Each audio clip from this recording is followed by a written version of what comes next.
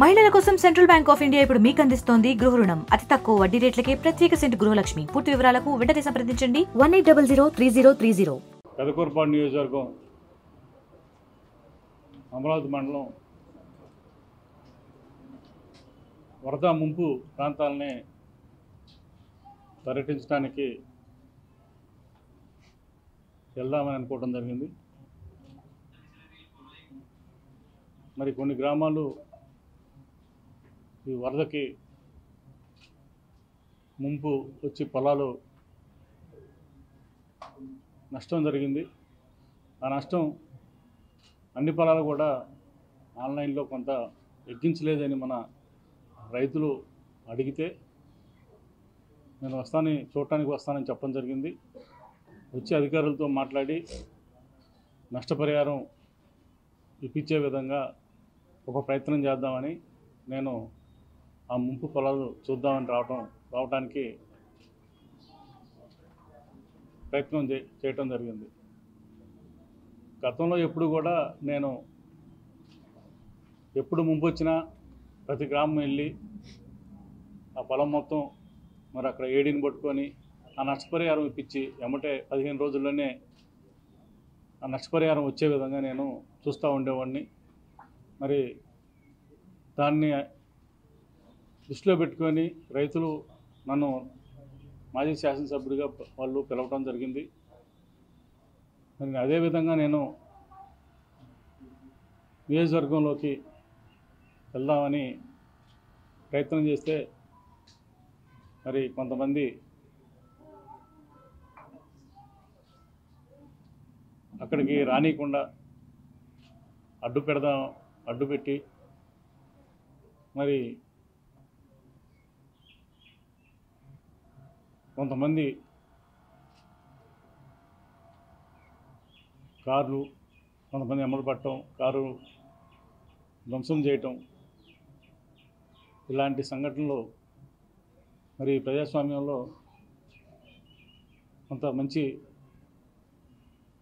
శ్రేయస్కరం కాదు. మరి గతంలో కూడా ఈ నియోజకవర్గంలో ఎప్పుడూ ఇలాగా ప్రతిపక్ష నాయకుల్ని నియోజకవర్గంలోకి రానియకుండా చేసిన సందర్భాలు లేవు.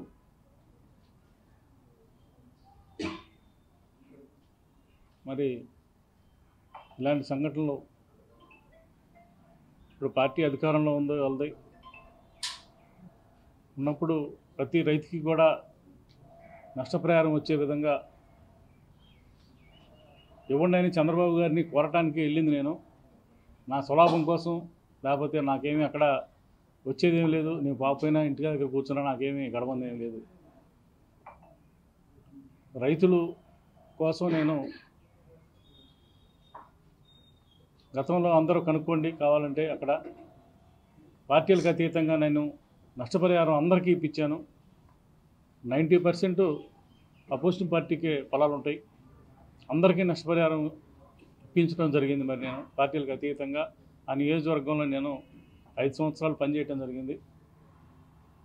మరి ఇప్పుడు ఇలాగా చేయటం అనేది దారుణమైన పరిస్థితులు ఉన్నాయి. చంద్రబాబు నాయుడు గారు కూడా దీన్ని దృష్టిలో పెట్టుకొని మేమైతే విమర్శించడానికి వాళ్ళు వచ్చి ఇంకా 3 నెలలు అయింది.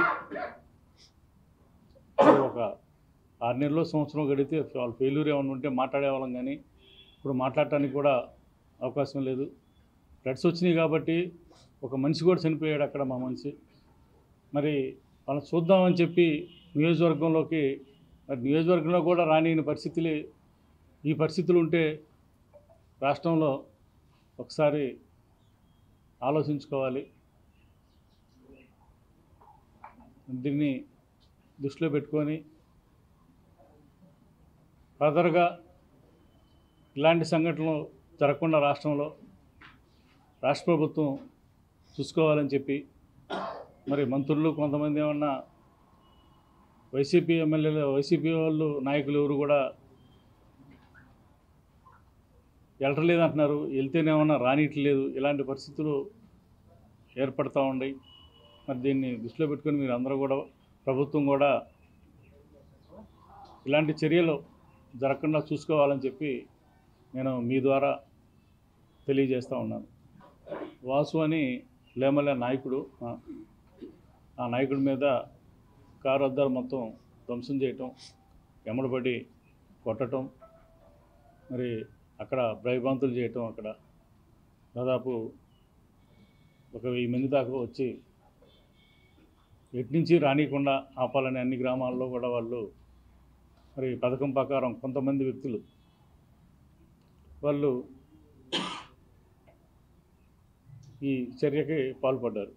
స్పాట్లోకి వెళ్తే కదా ఎవరిపైన దాడి అనేది తెలిసేది.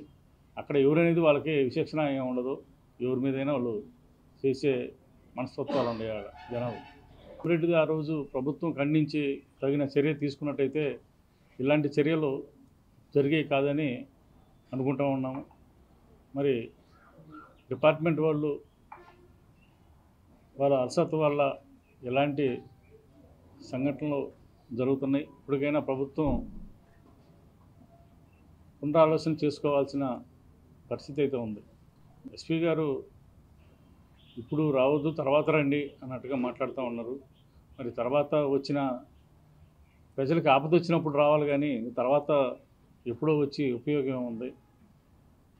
మరి కనీసం ఆపద వచ్చినప్పుడు నేను వాళ్ళకి అండగా ఉండాలని అనుకున్నాను. నేను గతంలో 5 సంవత్సరాలు వాళ్ళకి నేను ఎంతగా ఉన్నానో మా కార్యకర్తలకి, నాయకులు అందరికీ తెలుసు. మరి వాళ్ళ కష్టం వచ్చినప్పుడు నేను ఆదుకోవాల్సిన బాధ్యత నాకు కూడా ఉంది కాబట్టి నేను రావడం జరిగింది. మరి కనీసం అక్కడ కూడా రానికపోతే మరి ప్రభుత్వం ఉందా, ప్రజాస్వామ్యం ఉందా, ఏదో ఒక సృష్టించుకొని మాట్లాడటం తప్పితే ఎక్కడా కూడా అలాంటి సంఘటన జరగదు. ఎక్కడన్నా బడ్డయ్యా మీకు తెలిసింది, చంద్రబాబు నాయుడు గారు వస్తే ఎక్కడ రాళ్ళు వేసారా? ఎవరన్నా అమరావతిలో ఉన్నారు కదా, అక్కడ ఎవరన్నా ఒక్కళ్ళన్నా వేసారా? చూడండి, ఎన్ని ఊరగా ఏదో రకంగా సృష్టించి బురదచల్లటానికి తప్పితే ఏం లేదు.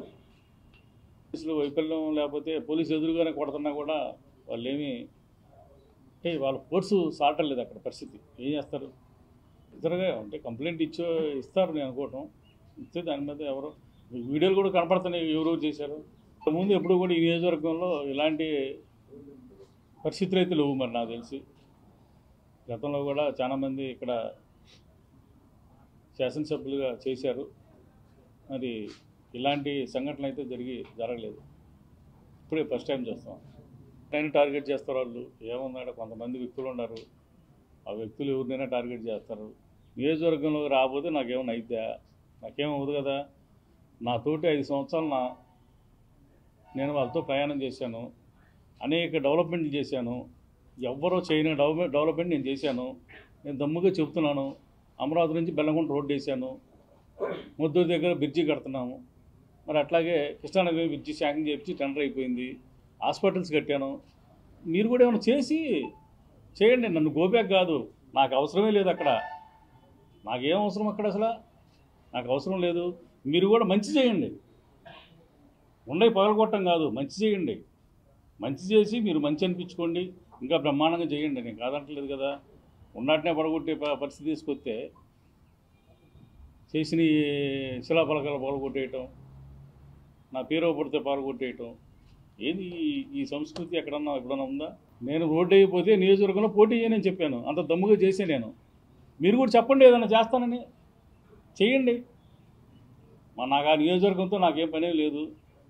ఎందుకంటే నాకు అనుబంధం ఉంది కాబట్టి ఆ ప్రజలతోటి వాళ్ళు ఎట్లాంటి ఆపద వచ్చింది కాబట్టి రావడం జరిగింది. ఒక మాజీ శాసనసభ్యుడిగా నేను వాళ్ళు పిలిచారు, నేను వచ్చాను.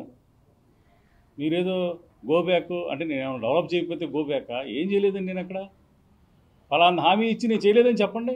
మరిన్ని వీడియోస్ కోసం ఛానల్ ని సబ్స్క్రైబ్ చేయండి, లేటెస్ట్ అప్డేట్స్ కోసం వాట్సాప్ ఛానల్ ని ఫాలో చేయండి, అండ్ లింక్ డిస్క్రిప్షన్ లో ఉంది.